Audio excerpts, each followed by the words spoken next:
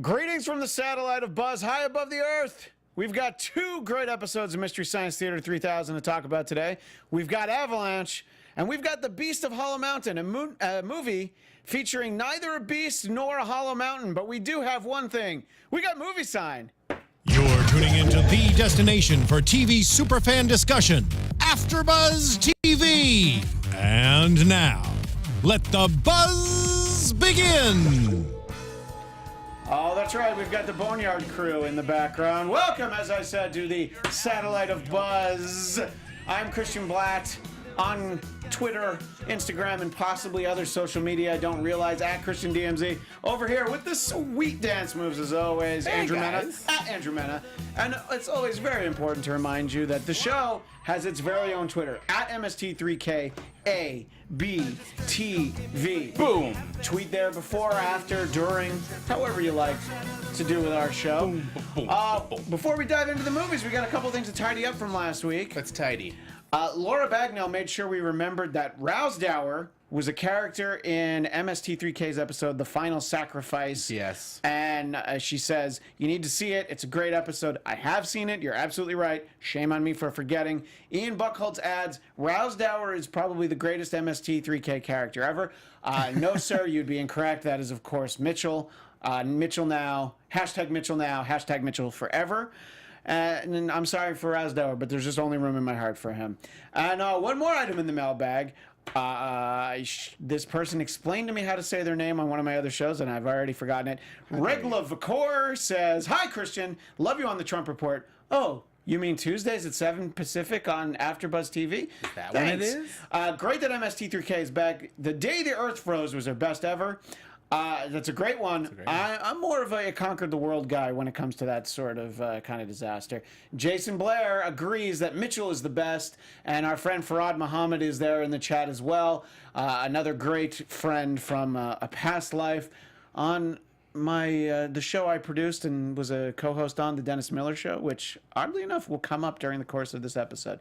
Oh. Anyway, let's talk about episode 1104, Avalanche. And before we talk about the Avalanche, let's talk about the host segments, as we so often do. It started off with a great Mad Men parody called Mad Bots. Mad Bots. My favorite part of this was not just references to Quisp cereal, which is something from way before my time, but I've seen the old commercials, is the way that Tom Servo did the Mad Men theme with just Servo. And full disclosure, I don't watch and haven't seen Mad Men. That's all right. So I was missing some of that. My wife was a writer on Mad Men, so this was very near and dear to my heart, and I appreciated the bit. I also, it's great. It was like a drive-by bit. It was like maybe a minute, I think a little bit less. That's cool. And I thought that was great. And in the actual host segment there, we get to hear more from Artie up there on Moon 14, and of course that's our friend Joel Hodgson from the original version of the series. The Invention Exchange was a mouth vacuum and a Don LaFont Ain movie font. Which I really enjoyed. I enjoyed that a lot. I thought that there was some nice work behind them and behind Kinga and Max, a.k.a. TV Son of TV Frank. And I don't know. I thought that those were good. I think the mouth vacuum, very impractical. Oh, so impractical. Yeah. But hilarious. Well, because it results in magic tricks. So... Ergo, it's absolutely... Ergo in the vacuum. Yeah, all right. absolutely perfect. There was, a little bit later, there was another host segment where they talked about how cool Rock Hudson was in this movie, which we will talk about. Oh, my goodness. And they really envied, I took a note, the quote was, they like the kissing style to try and put the whole woman in your mouth. Yeah. And but they had to have it pointed out by Jonah that Rock Hudson's behavior, not okay, but I love their shirts and the big Rock Hudson guts that, well, I guess Crow had one that we didn't see, but the Tom Servo gut. I don't know, I think it's fun when they act out scenes from the movies, which we saw a fair amount in these two episodes. Yeah, I liked it quite a bit. Yeah. And I also thought the Avalanche as a movie was like fairly kind of like watchable, like as a movie to be in the background and there are some effects that are a little on the chintzy side. Oh, super chintzy. But you can tell it's like an actual like real budget movie. It was from a major studio. This is amongst the movies with the biggest stars that Mystery Science Theater has ever had. Anybody in the chat? Do they have any suggestions for other episodes that had bigger stars? Rock Hudson and Mia Farrow.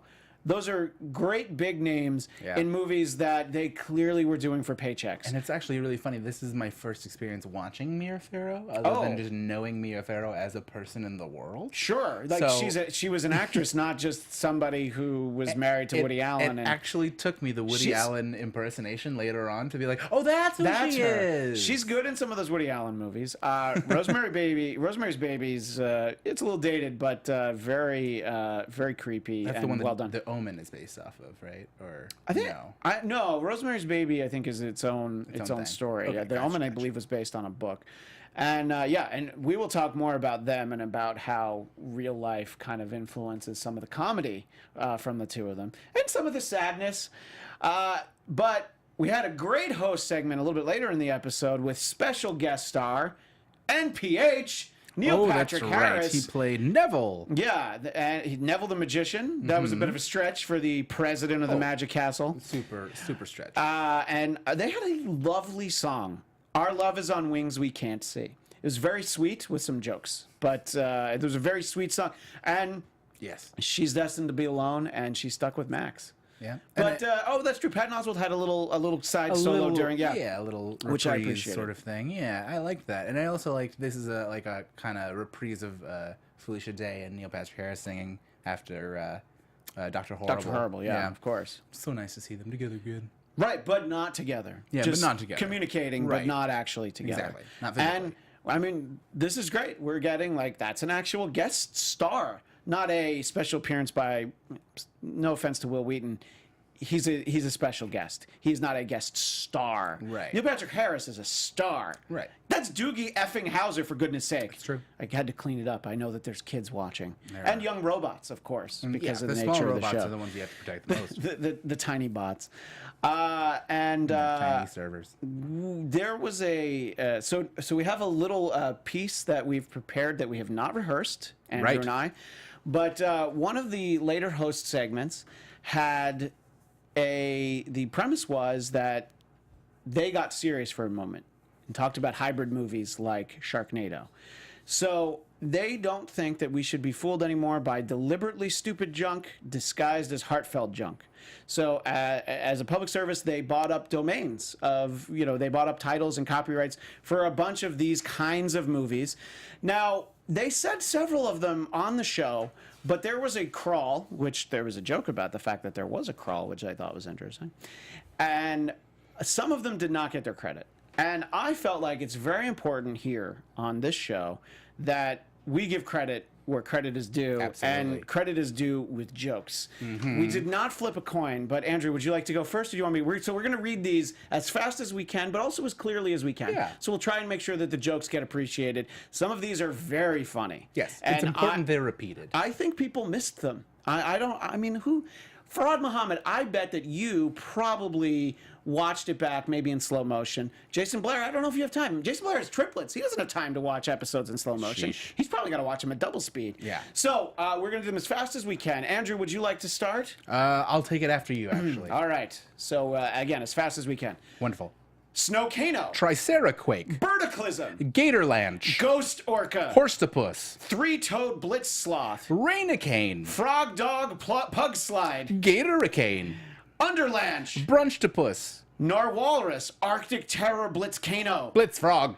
Croco Wasteland. Mastodonui. Mastodon and Wee. Oh, Mastodon Wee. Mastodon Wee. That Oh, I was my like that favorite. one. This is why That's we should actually a rehearse great it. one. That No, was we actually should my have. favorite one. Keep going. Swamp Phyrodontosaurus. Eagleosaurus. American Frightmare. Tornado. N-A-T-O. T-Rex Explosion. Clamaroids.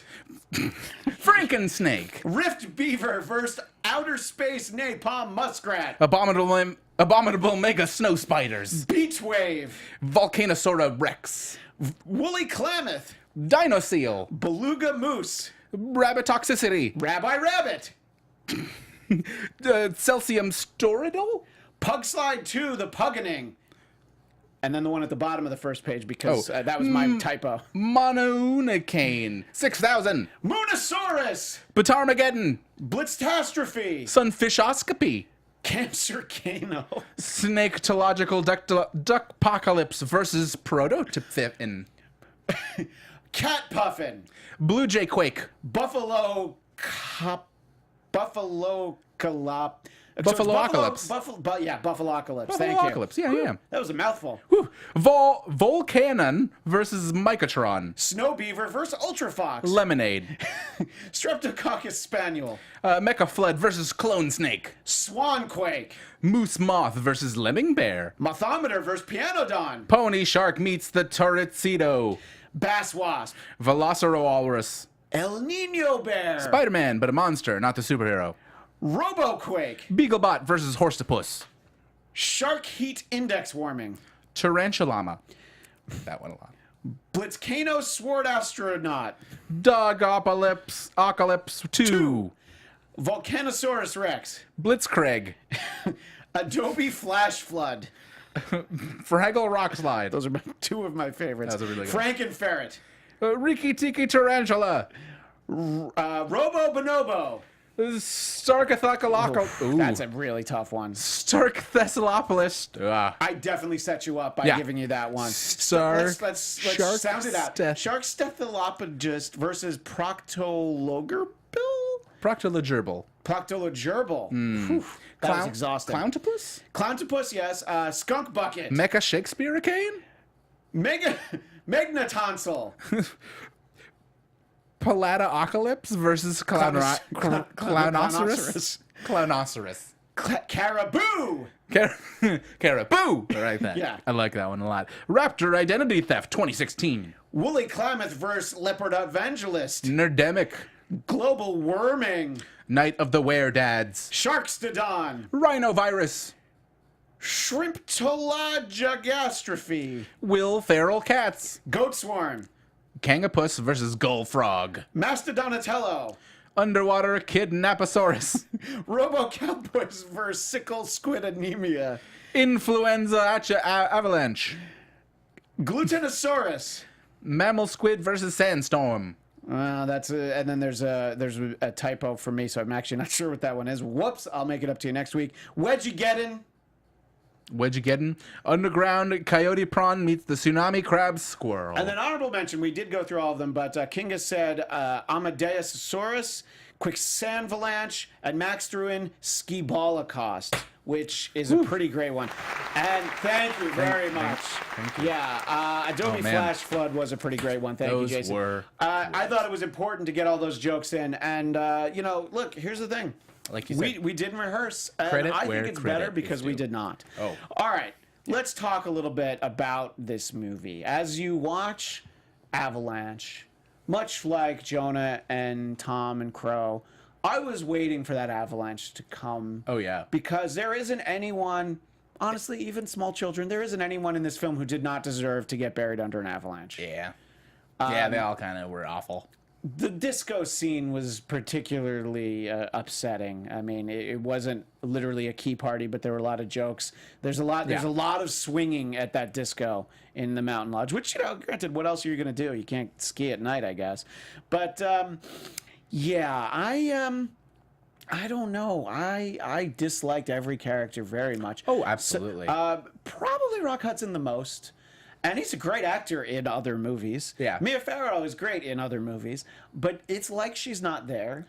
You know who I really liked actually is Robert Foster, who is the guy, the guy who's like, oh, well, we're gonna want to watch out for these all along. He's from what's it called?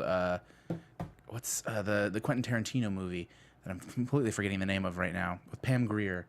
Oh, Foxy Brown. Yes, that's right. Right. Yeah. Oh, yeah, and that's very much an actor that Quentin Tarantino would hire. That's in his wheelhouse. And he's so young in this too, so it was very fun for me to see him. I thought he did a good job. There's as good as he could. There's some great jokes about real life, and there's really just one moment where they could make a Rock Hudson gay joke, and instead they're just like, "Oh, can't touch that." It was sort of very funny, like nope, don't go near it. And that was the only time. And there was a little bit. There was a great Mia Farrow reference because at one point she was she was married to Andre Previn, so the joke was, you taste like Andre Previn, which was very funny. Some jokes about Woody Allen, but they don't get into the weird stuff about her adopted kids and Woody because I don't know. I mean, I don't know how funny That's not what it's about. Yeah. So let's talk about some jokes that we liked. I will go first. My favorite obscure joke, there were two really. There were two B-52s jokes, the band B-52s. So Rock Hudson's name is on the screen, and they sing his name to the tune of Rock Lobster. And there's also a Love Shack joke a little bit later in the movie. I was very happy with both of those. Did you have a favorite obscure joke? Oh, man. I was actually right at the top, was really pleased, and I mentioned it at the time to my roommate. I was all there for the Neil Simon jokes. I was like, so I'm a big fan of Neil Simon, just kind of like theater in general. I have a copy of like a VHS of Biloxi Blues with Matthew Broderick and Christopher Walken. Such a good movie. Such a good story. Anyway, I was all there for the Neil Simon stuff in the beginning. I really loved the Nothing at All Flanders reference in there. There was a wood elf joke that I was all about. It was like, we don't show love that way. Mia Farrow does look Our friend quite Farad witty. Muhammad pointed out in the chat the recurring not up to code. That couch not up to code. Like just that was a good running. That was really a good running joke. I have a couple good running jokes too. But some more that stood out to you. Was that Danny from the last movie? No, but he looked just like him. And I thought that was great. That's actually something I took down. It was very funny. I wrote that down. He looked just like Danny from the last movie. They put doubt in my mind. I was like, no, it's not him. That can't possibly. Or no, Danny is a time traveler, so he could show up probably in every movie the rest of the season. Let us know what movies you'd like to see. Gosh, you would like to see Danny in. And yes, Farad points out, of course, Mia Farrow at one point married to Frank Sinatra, and there were some great, jokes about Frank. Actually, when she goes back to that guy's house, and he's like, "You're not still married to Frank, right? I don't want him to have me killed."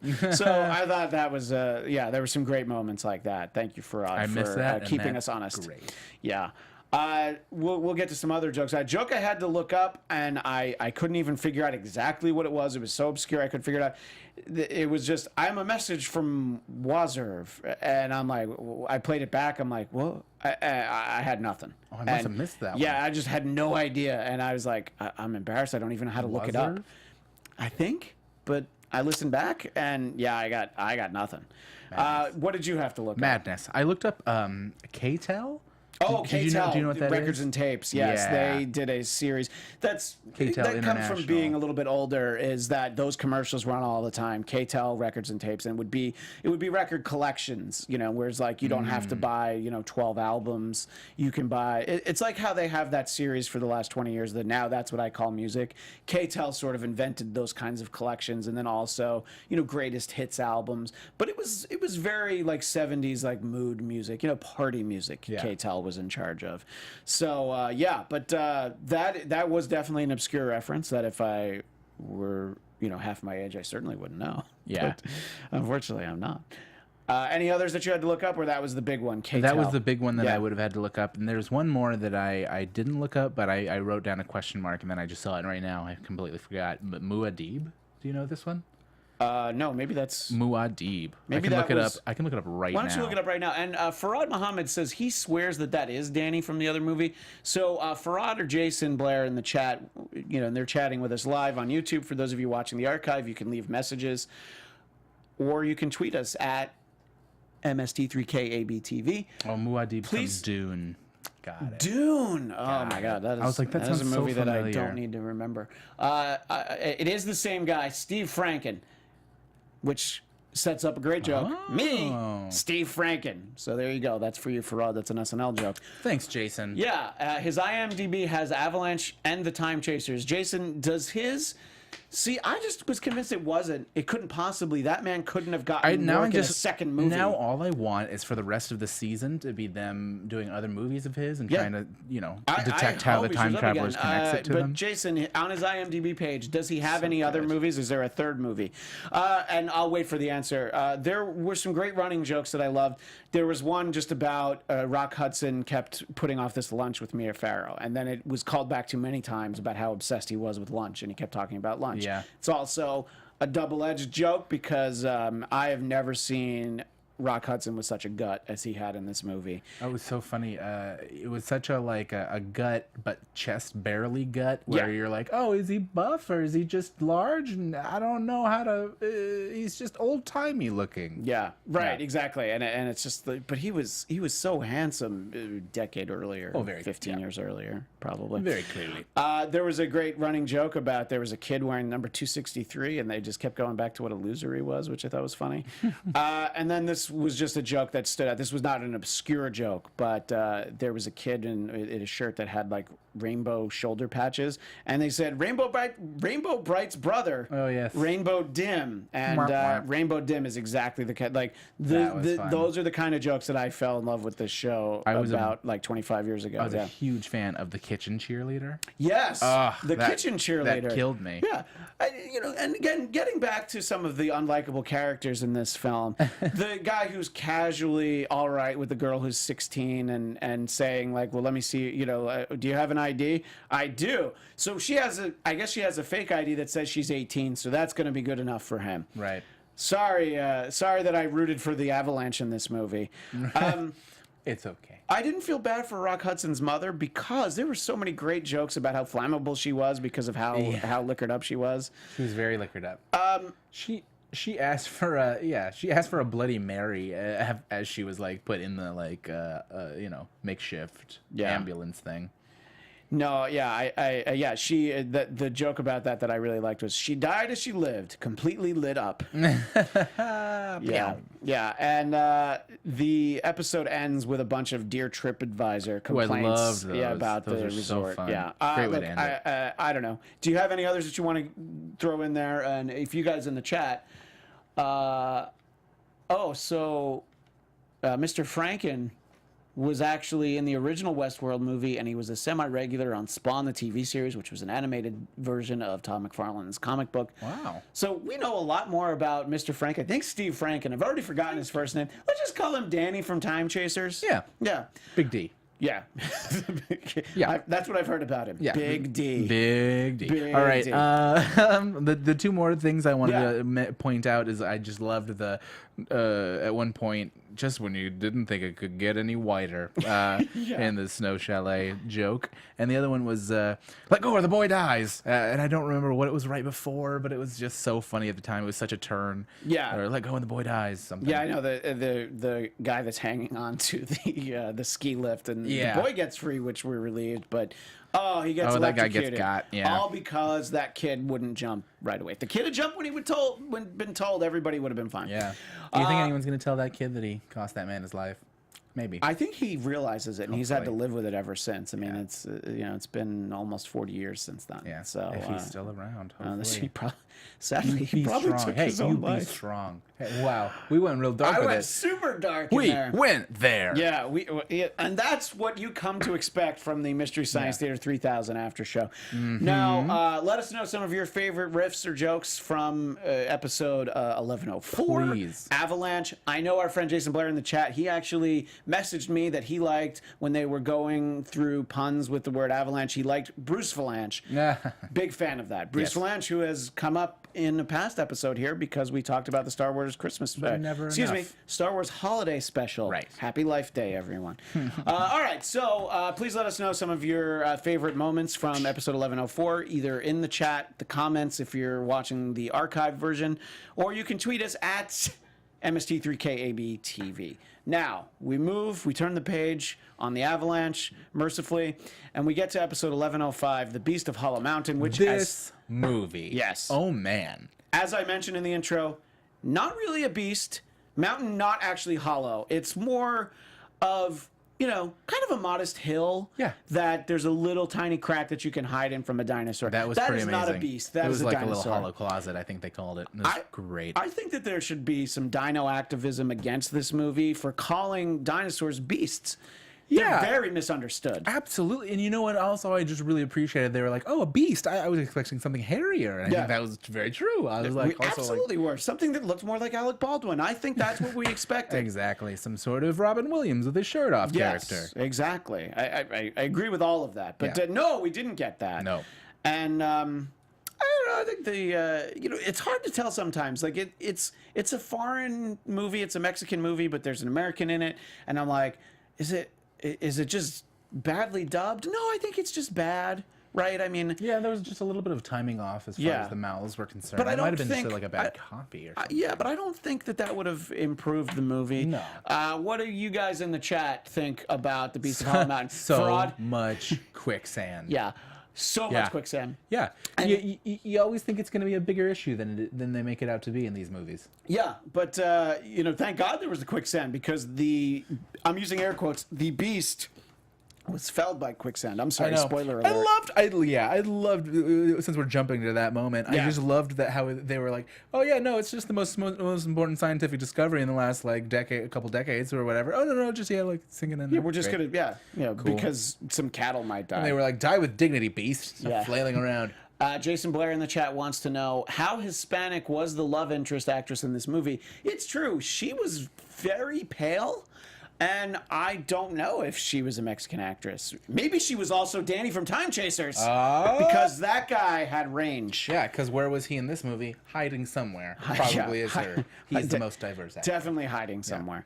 A rich and storied career. We'll talk a little bit about the specifics of the movie, but there were... Go ahead. I was just going to say, I thought this movie was really interesting. It was a movie I never would have seen. It was a very familiar tone, though. Yeah. Like, the tone of the movie was so in line with all of those Western movies, like the way that the American talked versus the way that, he kind of stood up to his enemies, and the way that they, like, interacted and played in The Woman, and all of it was very, like, out of one of those movies, and it felt very in that world, Yeah. Up to the dinosaur review? Yeah, up until, like, in the old days, there was, like, the last reel of film was a monster movie. And as Felicia Day said in the intro, part Western, part monster movie, all bad. Absolutely. Oh, yeah. And by the way, we should probably have given a moment of silence for Poncho at the beginning. We lost him too soon. Okay. All right. The moment of silence was as long as it takes to do a tequila shot. Yes. And Farad Muhammad says, I thought Danny played one of the cows in the movie. I think he also He's so gifted that I think he did both. Yeah. And Jason references something that I'm going to mention in a moment. There's a couple of self-referential, very meta riffs in this. But let's talk a little bit about the pre-movie segments. I thought that there was a cute little painting skit. Tom Waits lifting. Tom Waits lifting was fantastic. That was really cute. Servo had some great cubism. He was going for realism, and of course, Crow came up with the pirate and the turtle from the old art school commercials that we used to see. I actually didn't know that reference. You did or did not? I did. Yeah, because those commercials were made before I was born in 1976, but they continued. Like, they still aired them, and I wonder if that art school's still around. And I tried to draw that turtle once. I was not good at it, and I'm like, I'm not destined for art school because I can't draw that attitude. No. I mean, look, if you can't draw the turtle, it's like they say, you can't get into culinary school if you can't do eggs. If you're not good at so if you can't draw the turtle, you're not going to art school. I guess that's fair. Yeah, that's the only reason I ever went. Learned how to do eggs, you can go to art school. The Invention Exchange had a disco cannon that turns any room into a disco, which I liked that. Would have been very appropriate for Avalanche. Yeah. Maybe that's why they were inspired by it. That seems very practical, and I did like that Jonah referred to them as Casey and the Sunshine Man there. Yeah. Titanic with hot water does not seem like a practical invention. I guess melting the iceberg. I like that. TV's son of TV's Frank had a little too many sips of the hot water, so that was probably not good. Yeah, Jason Blair points out you didn't know what K-Tel was. He's surprised you got the turtle reference. K-Tel went out of business. That turtle school, which we call it that, Turtle U. The turtle school. Yeah, Turtle U. Still in business, possibly. They still have late night commercials, at least within the last 10 years. Yeah. And that much I can confirm. And by the way, don't even try to draw the pirate. If you can't master the turtle, then don't even try. The pirate is basically your master's thesis at that school. Right. Give up now. Yeah. Is the message. Christian. There was so there was another host segment where they were sitting on beanbag chairs, which I just liked. When I was a kid, and in the Muppet movie, I saw Kermit the Frog's feet. I just couldn't, and he was on the bicycle. I'm like, this is amazing. Yeah. Like I always assumed he had feet, but we would never see them. And we've seen it a couple times in the last 20 plus years. Yeah, you know what? I think you're right. Very rarely see Crow's legs, but we did. But when we see him, Yeah. When we see him, he's got a nice set of gams.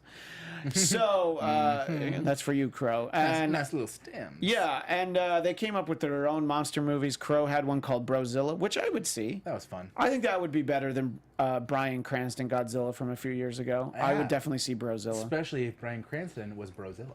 I mean, it's kind of implied. Yeah, Either that or the guy who played Stifler, one or the other. Ooh. He would be a good I Brozilla. like that.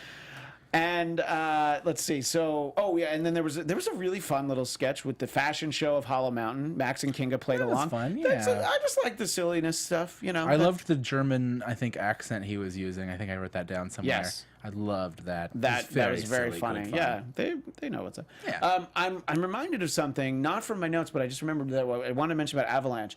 There was some very clever usage, and we've talked about this in past episodes, with how the robots are a little bit more mobile in the theater than in the previous incarnation of the show. So they were able to use drones to cover up nudity in Right. Avalanche. There was like a butt, right? There were boobs and butt. There were both. I must have been writing down something. Yeah, well, you know, it's probably for the best. But I did see the butt cover. Yeah, that was very and I funny. thought that was a lot of fun, and I Oh, like yeah. that, and I hope that we get to see a lot of them in the future. Yes.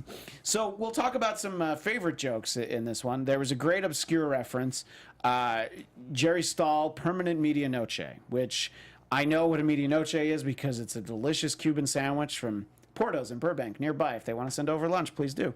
But Permanent Midnight, of course, was the book that he wrote. Less obscure was a reference to the old Nintendo game Punch-Out, which at one point was called Mike Tyson's Punch-Out. It was during the fight scene, body blow, uppercut. That was great. And then a transition to, meanwhile, on the set of F.W. Monroe's Sunrise, which is the great 1927 silent film.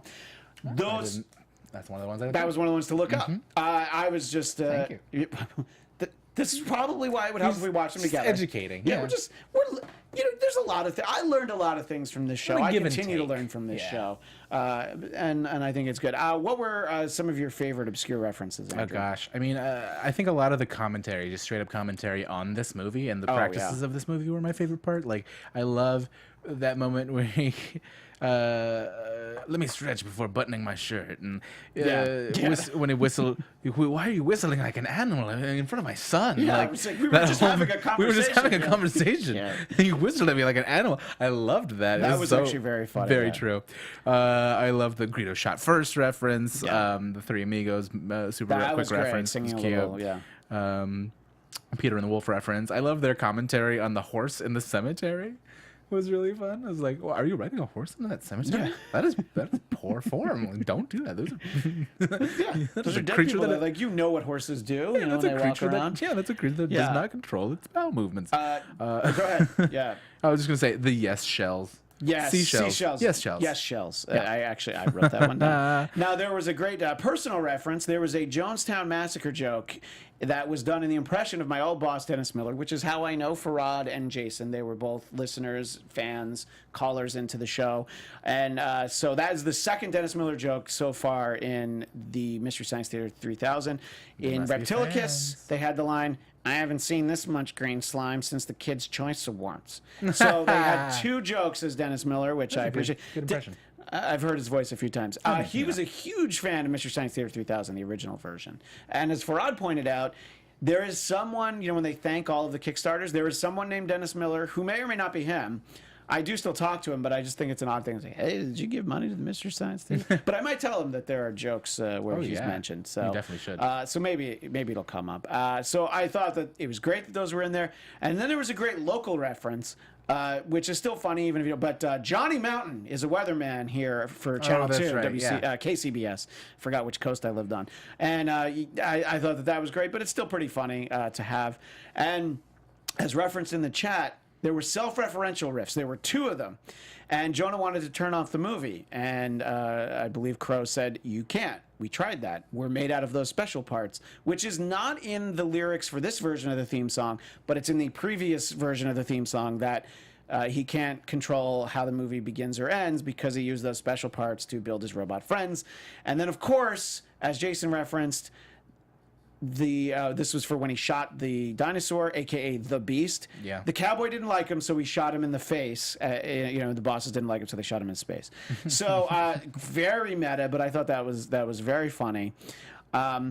There was some weirdness in this movie though. Oh, absolutely. And it was parodied in a way that was just like, oh, this is weird. We're gonna dress up like the weird old people. And like I know there's traditions like Day of the Dead with masks. I don't know what that was. That was it was so It was like wonderfully Three weird. Kings Day meets Day of the Dead, Dia de los Muertes.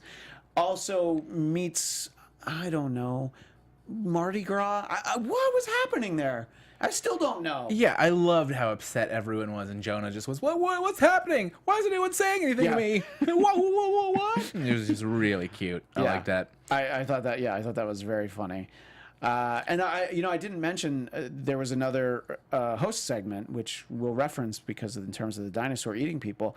Movies made better by having someone eaten by a dinosaur. There were a number of those. What a great segment! And great sketches of Wallace Shawn hurling penguins, which I hope he does audition for that film. He pursues that. Yes. Yeah. Anyway, so that was a couple of the things that I was thinking of. There was some great running riffs here. Every time that Jimmy had a letter, they had him like sounding it out like he couldn't read, which I thought was very funny. And there were a number of parodies to Beast of Burden by the Rolling Stones because it's the Beast of Hollow Mountain. Yeah.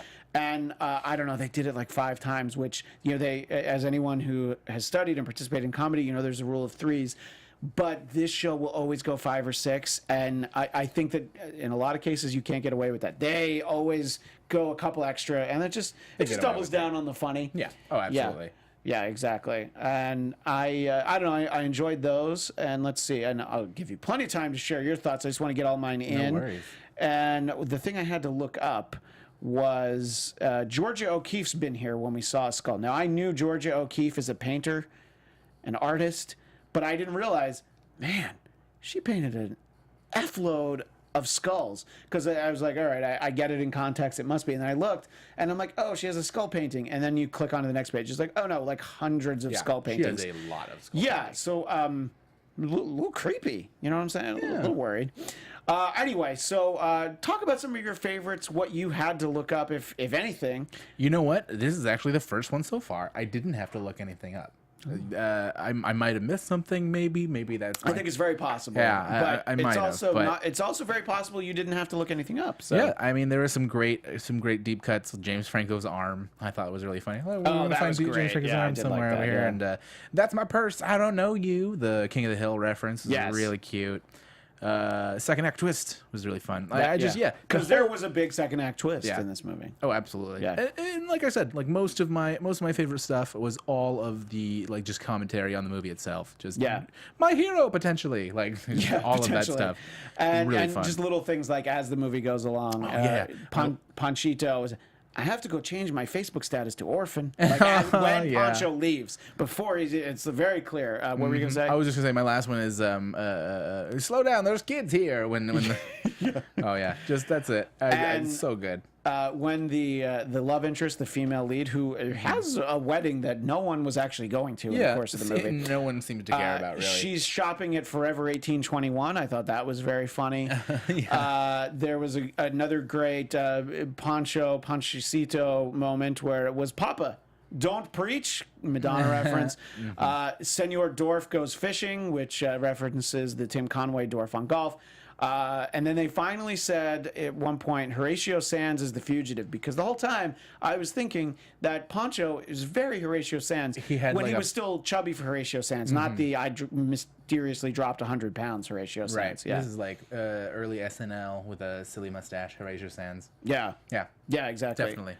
People who know me know that I'm a big fan of the rock group Kiss. So Gene Simmons-osaurus is very exciting.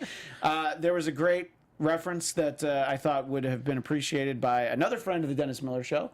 Our friend Gene Beretta, Gene in Philly, his brother worked for the Jim Henson Company for a long time, and he was on the show Dinosaurs. He was inside the rubber suit as the person engineering Earl Sinclair, the dinosaur papa on the show Dinosaurs.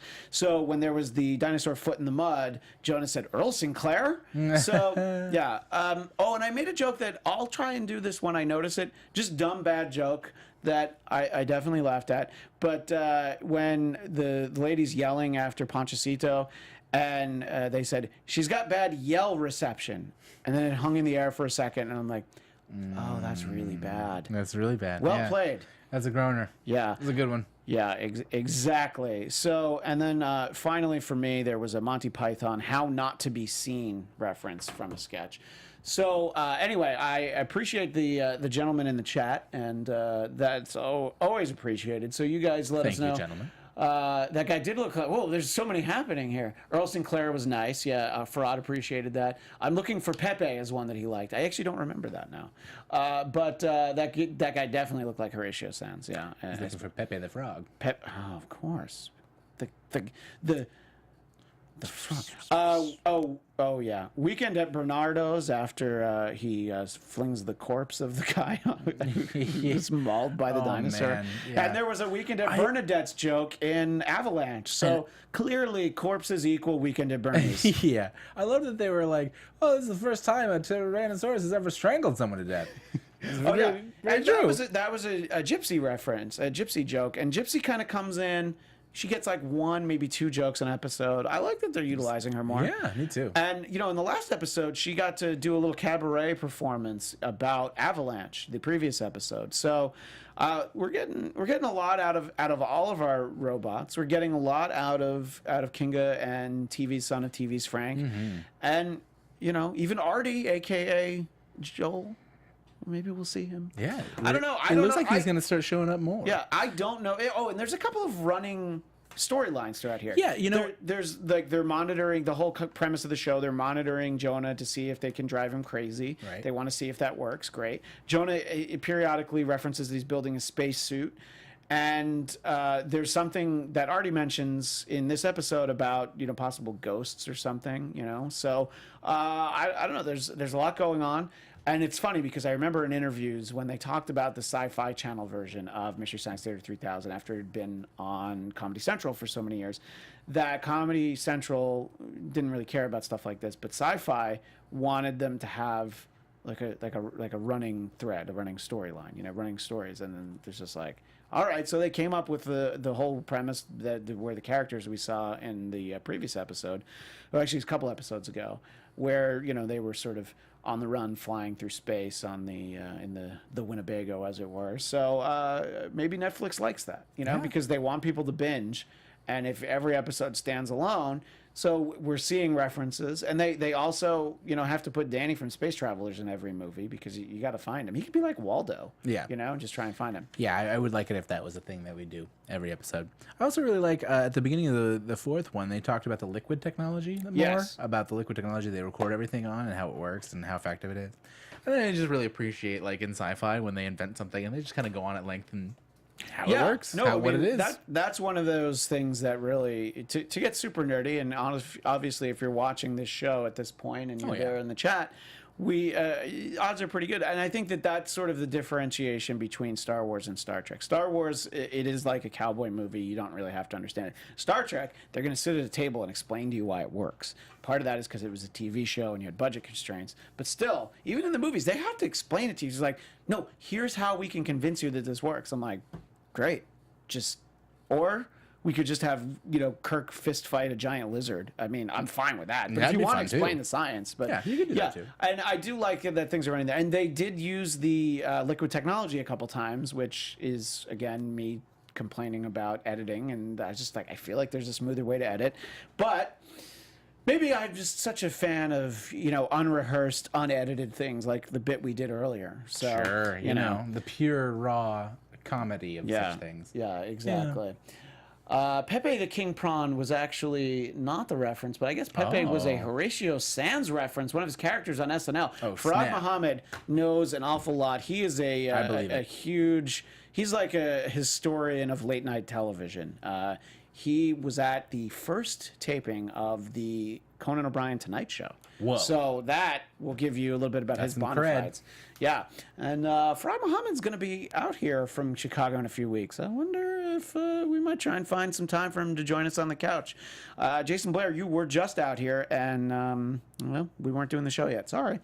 Anyway, sorry, Jason. But thanks to Farad and Jason and for everybody joining us in the chat. Any final thoughts, anything that we didn't get to? I don't want to leave leave any page unturned in that notebook of yours. No, you Andrew. know what? I feel real good about it. I think we had 2 really strong episodes. The show's just getting stronger and stronger. Yeah. I think the pace is getting faster and the movies are getting a little bit better. Yeah.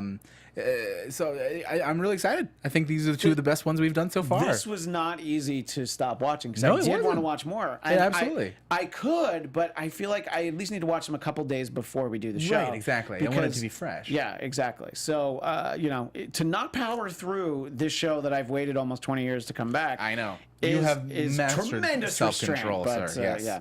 So, anyway, so where can you find you, Andrew Mena, at Andrew Mena? Hey guys, I'm Andrew Mena. This is my voice. Find me on the internet at Andrew Mena on Twitter, the Andrew Mena on Instagram, and Google me to find my website. It's on there somewhere. Find it. Find it, I dare you. He dares you, and I'm at Christian DMZ. You can find me at Christian DMZ. I have my personal podcast, the Blattcast, BLADTCAST, and I do a bunch of other things. I do some other shows here at AfterBuzz. You can find all that stuff on my Twitter, and don't forget the show's Twitter, MST3KABTV.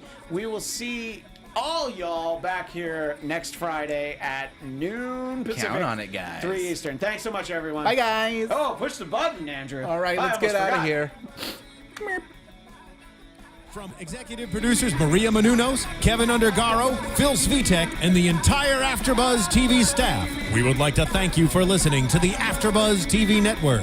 To watch or listen to other after shows and post comments or questions, be sure to visit AfterBuzzTV.com. I'm Sir Richard Wentworth, and this has been a presentation of AfterBuzz TV. Buzz you later. The views expressed herein are those of the hosts only and do not necessarily reflect the views of AfterBuzz TV or its owners or principals.